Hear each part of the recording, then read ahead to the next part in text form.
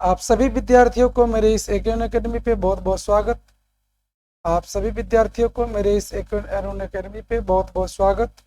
और आज आपको मैं बता दूं कि आज आपके बीच जो 2022 में जो एग्ज़ाम सेकेंड सिटिंग का हुआ है मैथमेटिक्स का, हम उसी के क्वेश्चन लेकर के आपके बीच प्रस्तुत हुए हैं। तो चलिए देखते हैं हम लोग उस क्वेश्चन को और उसका हम लोग लाभ उठाते हैं। तो देखिए, पहला नंबर जो क्वेश्चन है हम लोगों के बीच में, ये पूछ रहा है कि 6x², ध्यान से देखेंगे आप लोग, ये हमारा है 6x² और -11x³ -3x+2 के शून्य का अल्फा बीटा गामा हो तो alpha beta plus beta gamma और गामा अल्फा का जो मान होगा इस ऑप्शन में से कौन सा होगा, तो ये हमको बताना है। इसका जवाब हमारा होगा ऑप्शन नंबर सी। क्या होगा जी? ऑप्शन नंबर सी हम लोग का जिसका जो है से राइट आंसर है। आगे हम लोग देखते हैं क्वेश्चन नंबर बी की ओर, देखते हैं ध्यान दे करके, तो उस पर थोड़ा सा ख्याल करेंगे हम लोग। तो ऑप्शन नंबर हम लोग का सी हो गया सही। क्वेश्चन नंबर 2 में देखेंगे हम लोग, तो कहता है कि इसका शून्यक हो तो इसका जो वैल्यू होगा क्वेश्चन नंबर 2 का, जो क्वेश्चन नंबर 2 का जो आंसर होगा वह हमारा जैसे कि ऑप्शन सी होगा। तो क्वेश्चन हम लोग आगे बढ़ते हैं, क्वेश्चन नंबर 3 को जरा देखेंगे। तो क्वेश्चन 3 का जो हम लोग का जो सेट है, ध्यान रखें कि इसका जो सेट हम लोग का है सेट जी है। हम लोग का क्या है? सेट जी आप लोग को बताया जा रहा है। तो जो क्वेश्चन नंबर जो 3 हम लोग का जो क्वेश्चन है उसमें आप लोग देखेंगे कि क्वेश्चन जो 3 का जो जवाब होगा हमारा -a होगा। क्या होगा जी? -a होगा। तो चलिए फिर हम आप लोग क्वेश्चन नंबर 4 पे चलते हैं। क्या करते हैं हम लोग? क्वेश्चन नंबर 4 का जवाब क्या होगा? निम्नलिखित में से कौन एक द्विघात बहुपद के शून्यक है? द्विघात बहुपद के क्या है इसमें से?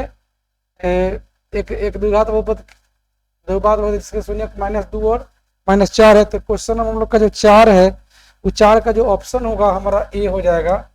चलिए हम लोग आगे बढ़ते हैं। तो क्वेश्चन 4 पर जब हम लोग बढ़ गए हैं तो क्वेश्चन 5 की ओर बढ़ते हैं। 5 का जो जवाब होगा हम लोग का देखेंगे कि क्वेश्चन नंबर 5 यहाँ पर सेट ये हो गया है। क्वेश्चन ये हमारा 4 था, ये क्वेश्चन हम लोग का जो 5 है, 5 का इसका हमारा जवाब होगा इसमें से कोई नहीं। इसका जवाब क्या होगा? 5 का क्या होगा जवाब? इसमें से कोई नहीं। क्या होगा जी? कोई नहीं। आगे देखेंगे क्वेश्चन नंबर हमारा ये 6 है। के किस मान के लिए, ध्यान से देखेंगे, के जो किस मान के लिए, ध्यान से देखेंगे, के जो किस मान के लिए हमारा जो जवाब हो रहा है इसमें से ध्यान देना है कि के का किस जो मान होगा उस मान के लिए हम लोग को ध्यान से देखना है कि के किस मान के लिए हमारा जो है अद्वितीय हल होगा। तो यानी कि के का वैल्यू क्या आ जाएगा यहाँ पर? क्वेश्चन नंबर इसका बी हो जाएगा। फिर अगर बी पर हम लोग चलते हैं तो थोड़ा सा ध्यान से देखेंगे हम लोग। 7 में देखेंगे दो रैखिक समीकरणों के लेखा चित्र यदि समांतर रेखाएं हो तो हलों की संख्या क्या होगी? समांतर लिखा होगा तो हल क्या होगा? कोई नहीं, इनमें से कोई नहीं होगा। फिर आगे हम लोग बढ़ते हैं।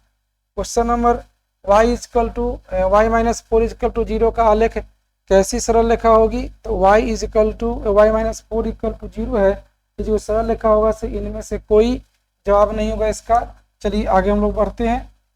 चलिए क्वेश्चन नंबर 9 पर चलते हैं कि इसका हल हमको क्या देना है। जो इस क्वेश्चन नंबर जो 9 हम लोग का जो क्वेश्चन है उस पर ध्यान देंगे कि क्वेश्चन नंबर 9 का जो जवाब होगा हम लोग का वह हमारा जैसे कि ऑप्शन इसका डी सही होगा। क्या होगा जी? ऑप्शन डी सही होगा। तो चलिए आगे बढ़ते हैं हम लोग। निम्नलिखित में कौन द्विघात समीकरण नहीं है? निम्नलिखित में यहाँ पूछ रहा है कि निम्नलिखित में कौन द्विघात समीकरण नहीं है, तो ऑप्शन हमारा इसका सी जवाब हो जाएगा कि कौन नहीं है जी। चलिए इसको मिलाने वाली रेखाखंड का जो मध्य बिंदु है, क्वेश्चन नंबर 11 देख रहे हैं कि बिंदुओं 2 -2 और -2 2 को मिलाने वाले जो रेखाखंड है उस रेखाखंड का जो नियामक पूछ रहा है आप लोगों से कि क्या होगा, तो इसका क्या हो जाएगा? नियामक बी हो जाएगा। आगे बढ़िए हम लोग क्वेश्चन को देखते हैं। किसी त्रिभुज के केंद्रक 3 0 है और उसके दो शीर्ष 2 3 एवं क्या कह रहा है कि 2 3 और क्या है 4 और 1 है। तो इसका जो तीसरा जो शीर्ष होगा वो आपको बतलाना है। तो तीसरा शीर्ष क्या होगा? 6,1 होगा। चलिए हम लोग फिर आगे क्यों हम बढ़ते हैं। तो हम लोग थोड़ा सा आगे बढ़ते हैं। तो हम लोग का 12 तक हो गया था। 13 में देखेंगे कि यदि देखेंगे कि यदि किसी त्रिभुज के शीर्षों के निर्देशांक 0 0 4 0 और 0,1 हो तो त्रिभुज का जो क्षेत्रफल होता है, जो त्रिभुज का जो क्षेत्रफल होता है, ध्यान से देखेंगे तो इसका क्षेत्रफल कितना आएगा, 2 बार मात्रक होगा। क्या होगा जी, 2। अब इसमें कहता है कि बिंदुओं इसके बीच की दूरी कितना होगा, तो इसके जो बीच की जो दूरी होगा से 4 रूट कितना हो जाएगा, 2।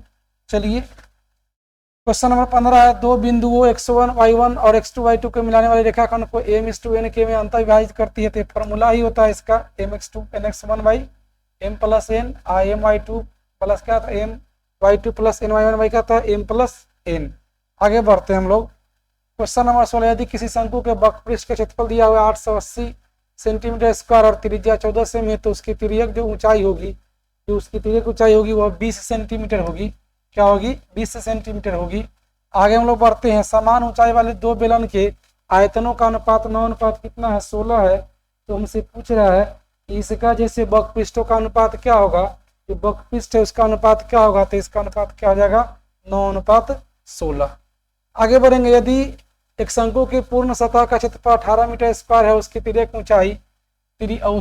ऊंचाई शंकु के आधार की त्रिज्या की दुगनी है, तो शंकु के जो आधार का जो क्षेत्रफल जो होगा, जो शंकु का जो आधार का जो क्षेत्रफल होगा वो 6 मीटर स्क्वायर होगा। क्या जी, 6 मीटर स्क्वायर होगा। तो चलिए आगे बढ़ते हैं। दो गोले के आयतन का अनुपात दिया हुआ है, इसका त्रिज्या का अनुपात निकालेंगे तो 2 अनुपात क्या हो जाएगा, इसका 3 हो जाएगा। इसका क्षेत्रफल का 2 का अनुपात 4 और 3 का स्क्वायर क्या 9, यानी कि 4 अनुपात 9, यानी कि ऑप्शन नंबर क्या हो जाएगा हमारा, इसका ऑप्शन नंबर क्या हो जाएगा जी, तो बोल सकते हैं कि ऑप्शन इसका डी हमारा करेक्ट आंसर है। क्या जी, ऑप्शन डी हमारा क्या है, करेक्ट आंसर है। तो क्वेश्चन नंबर 20 पर चलेंगे हम लोग। क्वेश्चन नंबर 20 को देखते हैं कि संपूर्ण पृष्ठ का क्षेत्रफल 616 सेंटीमीटर, तो इसका व्यास क्या होगा, 14 सेंटीमीटर होगा। क्या होगा जी, 14 सेंटीमीटर। आगे देखेंगे किस्म की युगपत रैखिक समीकरण के निकाय a1 x plus b1 y बराबर c1 है और a2 x plus b2 y plus c2 के अनगिनत हल प्राप्त होंगे। अनगिनत हल कब प्राप्त होते हैं, जब ये क्या आता है, a1 बटा a2 इक्वल b1 बटा b2 इक्वल क्या होगा, c1 बटा c2। चलिए आगे बढ़ते हैं। त्रिभुज में कह रहा है कि ए बी और ए सी क्रमशः डी और ई पर क्या कहता है, पैरेलल है। डी और ई क्या पैरेलल है और बी डी का मान 4 सेंटीमीटर। तो ये आपको थेल्स प्रमेय का हम इस्तेमाल करेंगे इसमें। तो थेल्स प्रमेय का जब इस्तेमाल करेंगे तो इसमें हम लोग का जो आंसर होगा एक्स का वैल्यू वो हमारा 11 हो जाएगा। क्या हो जाएगा जी, फिर कहता है कि दो समरूपों में, क्वेश्चन नंबर 23 में देखेंगे तो इसका जो आंसर होगा हम लोग का पी क्यू त्रिभुज एबीसी पी क्यू आर के क्षेत्रफल दिया हुआ है 81 या 49 है। तो यदि एबीसी की ऊंचाई 4.5 सेमी, तो पी क्यू आर की जो ऊंचाई होगी वह 3 क्या होगी, 5 सेंटीमीटर। समचतुर्भुज के विकर्ण 6 सेमी 8 सेमी है, तो इसकी प्रत्येक भुजा की जो लंबाई होगी वो 5 सेंटीमीटर होगी। चलिए आगे बढ़ते हैं हम लोग। दो समरूप त्रिभुज एबीसी और पी क्यू आर के परिमाप दिया हुआ 36 सेमी और 24 सेंटीमीटर है, 36 और 24 सेंटीमीटर है। तो कहता है कि ये भी, तो इसका ए बी का जो मान होगा, ए बी का जो वैल्यू कितना के बराबर होगा, तो ये 15 सेंटीमीटर के बराबर। कितना होगा जी, 15 सेंटीमीटर। समबाहु त्रिभुज क्षेत्रफल कह रहा है कि 4√3 सेंटीमीटर स्क्वायर है, तो इसकी परिमिति क्या होगी, तो देखिए तो परिमिति क्या होगी, इसकी परिमिति 12 सेंटीमीटर होगी। क्या होगी जी, 12 सेंटीमीटर। तो चलिए हम लोग आगे बढ़ते हैं। 12 सेमी त्रिज्या वाले अर्धवृत्त की कुल परिमिति क्या होती है, तो पाई प्लस 2 इंटू आर, यानी कि आपका क्या होगा, पाई प्लस 2 इंटू 12 हो जाएगा। आगे देखिए, एक वृत्ताकार वलय की बाहरी एवं भीतरी त्रिज्या क्रम से आर एवं क्या है, स्मॉल आर है, capital R into small R है। तो वलय का क्षेत्रफल क्या होता है, pi into capital R square minus क्या होता है, स्मॉल आर स्क्वायर। किसी वृत्त के केंद्र से 8 सेमी लंबी जीवा की न्यूनतम दूरी 3 सेमी है, तो वृत्त का व्यास क्या होगा। वृत्त का क्या पूछता है कि व्यास क्या होगा। ध्यान से देखेंगे फिर से क्वेश्चन को, क्या कह रहा है हमारा कि इसका वृत्त का जो व्यास होगा कितना होगा, किसी वृत्त के जो व्यास क्या होगा, ध्यान से सुनना है इसको। किसी वृत्त के केंद्र से 8 सेमी लंबी जीवा की न्यूनतम दूरी कितना है, 3 सेंटीमीटर है, तो इसका वृत्त का व्यास क्या होगा। तो वृत्त का जो कि व्यास आपको पूछ रहा है, ध्यान दीजिएगा, तो यहीं पर आपको समझना है। इस फिगर को थोड़ा सा देख लीजिएगा, यही हमारा क्या है 8 सेंटीमीटर है और केंद्र से कितना है 3 सेंटीमीटर। तो ये वाला 4 होगा, ये वाला 4 होगा, तो ये वाला निकालेंगे तो कितना होगा हमारा 5 हो जाएगा। व्यास पता 5 ये भी हो जाएगा, 5 5 कितना हो जाएगा हम लोग का, यानी कि 10 सेंटीमीटर हो जाएगा। चलिए आगे बढ़ते हैं हम लोग। दो वृत्तों के क्षेत्रफल का अनुपात दिया था, परिधि का अनुपात, तो इसका R1 का रेशियो क्या आ जाएगा, R1 और R2 रेशियो क्या आ जाएगा, 3:2 हो जाएगा। तो उनकी परिधि का अनुपात भी क्या होगा, 3:2 क्या होगा, 2 होगा। तो ऑप्शन हमारा ए सही हो जाएगा। देखिए वाई एक्स का समीकरण क्या होता है, ध्यान से देखिए वाई एक्स का समीकरण क्या होता है जब एक्स बराबर 0 होता है। चलिए आगे बढ़ेंगे हम लोग। देखिए कुछ क्वेश्चन इसका कुछ मिट गया हम लोग का, थोड़ा सा देखेंगे। 31 के बाद 32 नंबर क्वेश्चन था, तो कह रहा है कि 32 नंबर में क्या कह रहा है, ध्यान से देखेंगे। थोड़ा सा क्वेश्चन लेने में थोड़ा सा मिस्टेक हो गया है कि दो घनों के आयतन का अनुपात दिया हुआ है। क्या दिया है जी, दो घनों के आयतनों का अनुपात दिया हुआ है। आयतनों का जो अनुपात है वह दिया हुआ है 1:27। क्या है जी, 1:27 है। तो उसके क्षेत्रफल का अनुपात क्या होगा, तो क्षेत्रफल का जो अनुपात होगा वह 1 कितना हो जाएगा 9। ये आंसर नहीं होगा, ये गलत टिक किया होगा किसी बच्चा का। एक गोला जिसकी त्रिज्या 2r है तो उसका आयतन क्या होगा, तो एक आएगा 32/3 ये पाई r स्क्वायर हो जाएगा। क्या हो जाएगा 32/3 पाई r स्क्वायर। क्वेश्चन नंबर 34 देखिए, तो क्वेश्चन आपको तो पहले ही बहुत सारा क्वेश्चन बता दिए थे, इसका आंसर बी हो जाएगा। x का वैल्यू निकालेंगे तो आगे देखिए, तो इसका हमसे पूछ रहा है कि इसका माध्यिका क्या होगी, तो जो इसकी माध्यिका होगी क्या होगी, इसकी 16 हो जाएगी। इसको देखो तो इसका बहुलक क्या होगा, तो इसका 25 जाएगा बहुलक। चलिए एक बार आप सभी विद्यार्थियों से गुजारिश है कि एक बार वीडियो को लाइक भी करें और साथ में चैनल को सब्सक्राइब भी करें। इस पर आपको अच्छे अच्छे वीडियो आपको मिलते भी रहेंगे। तो चलिए आप लोग देख सकते हैं। तो आगे हम लोग बढ़ते हैं। बहुलक हम लोग का खत्म हो गया था, तो आंकड़े का परिसर पूछ रहा है। इसका परिसर क्या हो जाएगा हम लोग का, तो परिसर जो होगा हमारा का ये 26 हो जाएगा। इसका जवाब हमारा क्या हो जाएगा, इसका परिसर क्या हो जाएगा 26। वर्ग अंतराल का बक्सी निकालेंगे तो क्या हो जाएगा हमारा 140 होगा। और लगातार 4 विषम संख्या का मान 6 है, तो सबसे बड़ी संख्या क्या होगा, इसमें से क्या हो जाएगा जी 9 हो जाएगा। आगे बढ़ते हैं। तो निम्नलिखित में केंद्रीय प्रवृत्ति की माप कौन नहीं है, तो परिसर इसका जवाब हो जाएगा। दो संख्याओं का मौसा 27 और लॉस 162, तो इनमें एक संख्या 54 है, दूसरी संख्या क्या हो जाएगा 81। इसका जवाब हो जाएगा क्या हो जाएगा जी 81 हो जाएगा। क्या हो जाएगा 81। संख्याएं 12, 15, 21 का मौसा क्या होगा, तो जवाब क्या होगा हमारा जवाब क्या होगा इसका, तो ये हमारा ए हो जाएगा। और किसी धनात्मक पूर्णांक क्यू के लिए प्रत्येक धनात्मक विषम पूर्णांक का रूप क्या होता है, हमेशा क्या होगा 6q प्लस क्या होगा 1 होगा। एक प्रत्येक परिमेय संख्या क्या होती है, तो वास्तविक संख्या होती है। आगे बढ़िए हम लोग 22/7 क्या है, तो ये क्या है जी परिमेय संख्या है। 22/7 क्या है जी परिमेय संख्या। द्विघात बहुपद के शून्यकों की संख्या कितनी होती है, तो 2 होती है। निम्न में कौन कौन बहुपद नहीं है, तो बहुपद को नहीं है, देखेंगे इसका सी जवाब हो जाएगा। आगे बढ़ते हैं हम लोग। कहता है कि पी एक्स बराबर क्यू एक्स इंटू क्या जी एक्स, और पी एक्स का घात 7 है, जी एक्स का घात और एक्स का घात कितना है 3 है। पी एक्स बटा जी एक्स का घात कितना होगा, ध्यान से देखेंगे तो ये हमारा जो पी एक्स बटा घात कितना हो जाएगा, तो ये हमारा 4 उसका उत्तर आ जाएगा। आगे बढ़ते हैं। यदि बहुपद पी एक्स का एक शून्य -2 है, तो निम्नलिखित में से पी एक्स का गुणनखंड क्या होगा, -2 है तो क्या होगा प्लस एक्स प्लस 2 हो जाएगा।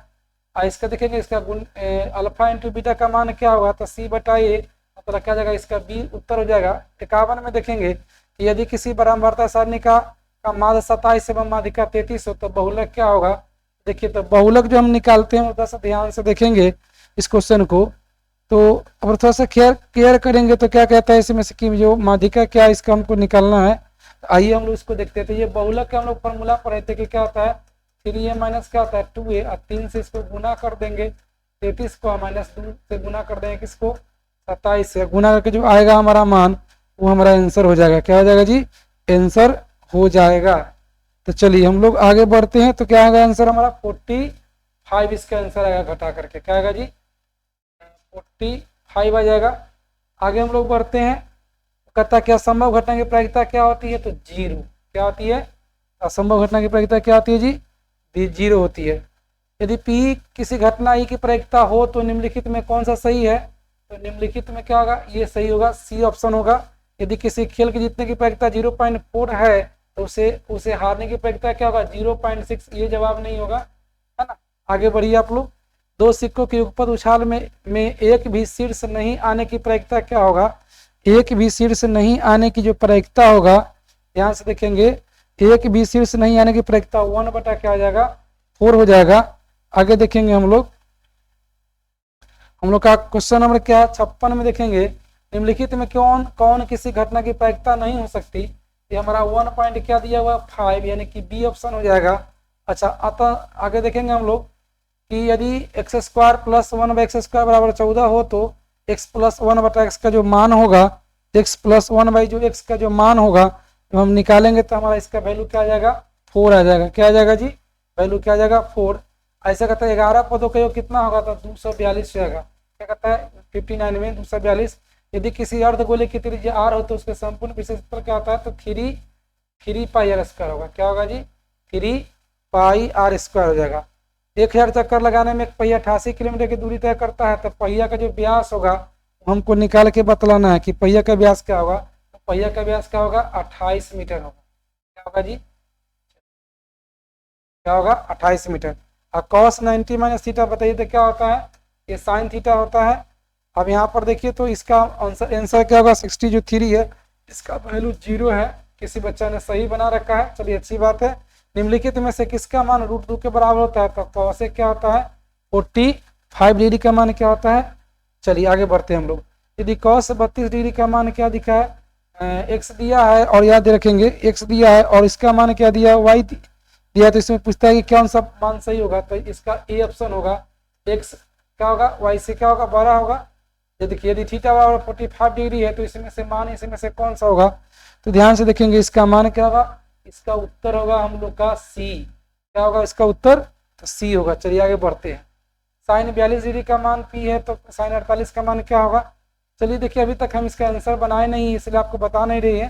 चलिए आगे बढ़ते हैं। यदि tan थीटा बराबर 12/5 तो साइन थीटा का मान क्या होगा, आपको देखेंगे कि तो ये 5/13 हो जाएगा। किसी बच्चे ने गलत टिक लगा रखा है, ये नहीं होगा, ये 5 बटा क्या हो जाएगा 13 हो जाएगा। आप ध्यान से देखिएगा।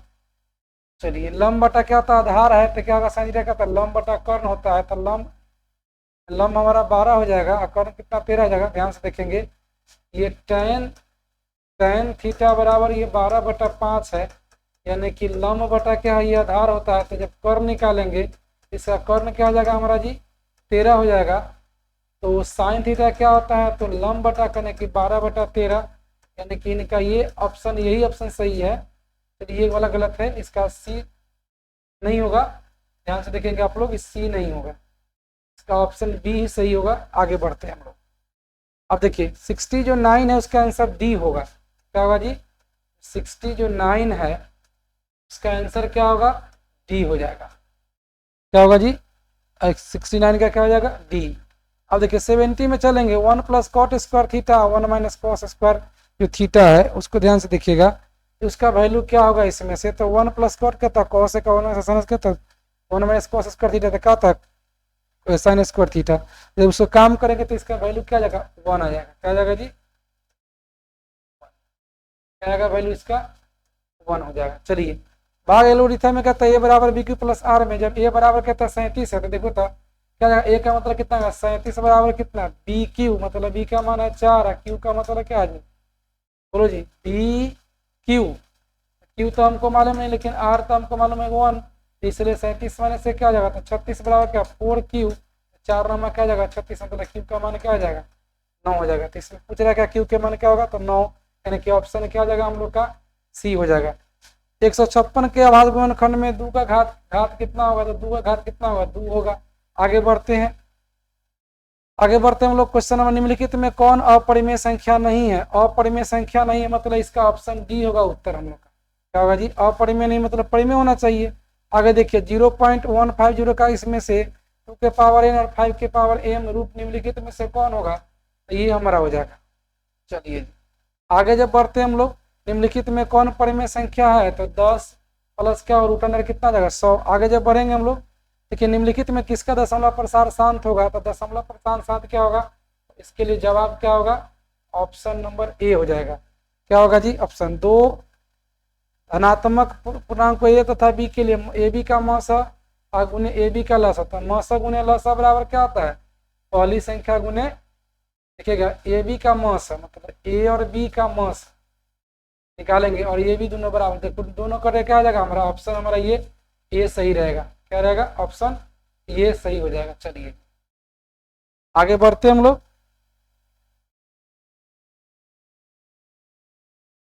बस और आगे बढ़ते हैं। निम्नलिखित में कौन युग्मक सहभाज्य है तो सहभाज्य के लिए क्या देंगे 18 और 25 हमारा जवाब क्या जाएगा सही होगा। आगे बढ़ते हैं हम लोग। चलिए जी बस आगे बढ़ते हैं। कहते हैं निम्नलिखित में कौन यौगिक संख्या है, तो यौगिक का मतलब क्या है, तो 21 इसका जवाब हो जाएगा। निम्नलिखित में कौन अभाज्य संख्या, तो 31। चलिए ये भी सही है। आगे बढ़ते हैं। के किस मान के लिए द्विघात समीकरण, के जो किस मान के लिए द्विघात समीकरण 9x² प्लस 3kx और जो प्लस है 4 = 0 का जो मूल है से समान होगा, तो इसका प्लस माइनस क्या उत्तर हो जाएगा, 4 हो जाएगा। चलिए इसका अगर देखेंगे तो इसमें हमारा जो वैल्यू आएगा इसका, इसमें पूछा कि एक्स वाई के जो मान होगा से क्या होगा, तो एक्स वाई का मान होगा इसमें से 3। 83 के देखेंगे y² + 3y - 18 = 0 के जो मूल होंगे, इसके जो मूल होंगे से इसका बी जवाब होगा 6 और क्या होगा -3 होगा। चलिए द्विघात समीकरण x² + x + 5 = 0 के मूलों की प्रकृति क्या होती है, तो अवास्तविक। क्या होगी जी, इसका जवाब क्या होगा, अवास्तविक। क्या होगा प्रश्न का उत्तर जी, अवास्तविक। निम्नलिखित में कौन समांतर श्रेणी में नहीं है, तो इसका ऑप्शन क्या होगा, डी। यदि किसी समांतर श्रेणी का nवां पद 5 - 3n है, तो इसका जो सार्व अंतर होगा, इसका जो सार्व अंतर होगा बताना है कि क्या होगा, तो क्या होगा, इसका जवाब -3 हो जाएगा। 86 के अनुसार चलते 87 पर 21, 18, 15 डॉट का कौन सा पद शून्य होगा, तो 8वां पद क्या होगा, शून्य होगा। समांतर श्रेणी 63 √7 √28 √63 का चौथा पद क्या होगा, तो √, क्या हो जाएगा 112 हो जाएगा। कितना हो जाएगा जी, 112। चलिए 86 के बाद हम लोग चलते हैं 87, 88 हो गया हम लोग का। 88 के बाद देखेंगे हम लोग 89 में क्या कहता है कि यदि 2/3 और a और 2 के समांतर श्रेणी के 3 क्रमागत पद होगा, तो जो a का जो मान होगा 4/3 होगा। क्या होगा जी, a का मान 4/3। यदि समांतर श्रेणी का प्रथम पद या सार्व अंतर d हो, तो इसके प्रथम n पदों का योग क्या होगा, तो n/2 क्या होता है, n/2 × 2a + n - 1 × क्या होगा, d होगा।